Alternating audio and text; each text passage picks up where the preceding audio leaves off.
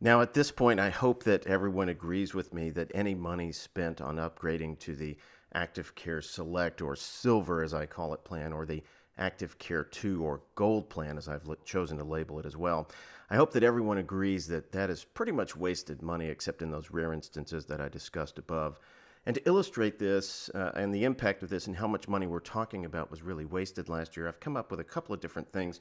First of all, and these two graphs are in the blog post right below this video, this screencast, but I've included this from the Teachers Retirement System of Texas. This is from their April of 2016 report on TRS health insurance, and it lists the participant count as of December 2015. So these are the number of people who actually signed up for the individual plans. Here you have the Active Care 1 HD. How many folks signed up for that? The Bronze plan, which in my opinion, they did the best. And then how many folks signed up for the Active Care 2 plan or the Gold? And then they've carved out both of these. They've carved up the Active Care Select into the open access and ACO area. I'm not sure really what that means, but I just basically took these two numbers and added them together to determine the total number of participants in the Active Care Select. Now, a little word of caution here. For these single employees, I know for a fact that this amount of people bought this plan because they were insuring only themselves.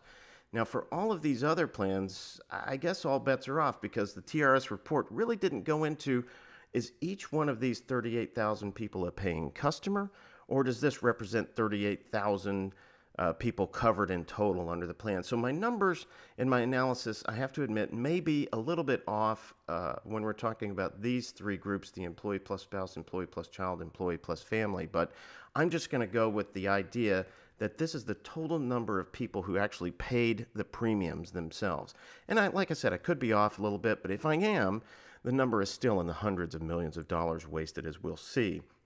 And that comes from my analysis over here that I did myself on a spreadsheet. And what I've done here is take the total number of participants, the 46,000 almost participants for the employee only who bought the Active Care 2 or Gold plan. Now, take that number and multiply by the premium difference, as I've already discussed, of $3,276, and voila, you come up with $150 million that was pretty much wasted by every one of these employees. Carry this on out, the 4,206, the 38,415, multiply these numbers by the premium difference here, you come up with these numbers. 29 million almost was wasted by employees plus spouses buying those ridiculous Gold plans.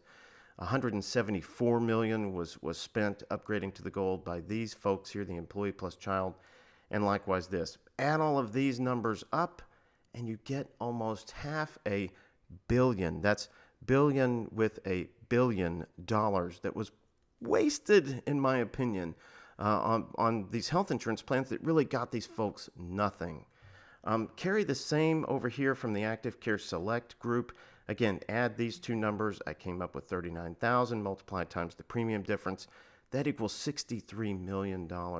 Again, add up these two numbers here. You come with 3,506 multiplied times the premium difference. It's 8 million.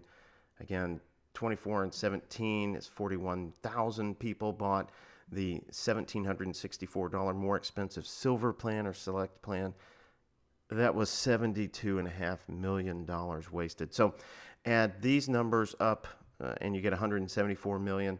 Add that to this and you see that, as I determined, way over $500 million was wasted last year by employees and by teachers and other employees within the ISD TRS system on this upgraded health insurance. And I hope that you'll agree with me that this money was just handed over to the insurance company for nothing.